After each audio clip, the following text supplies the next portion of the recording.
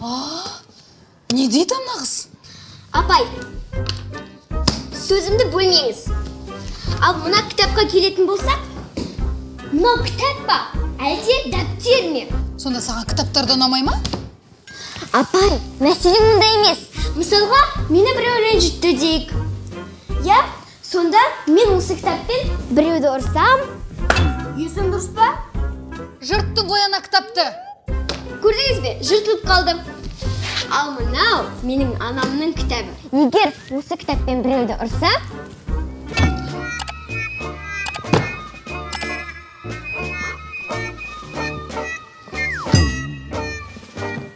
ой, кешіріңіз апай. Көрдіңіз бе?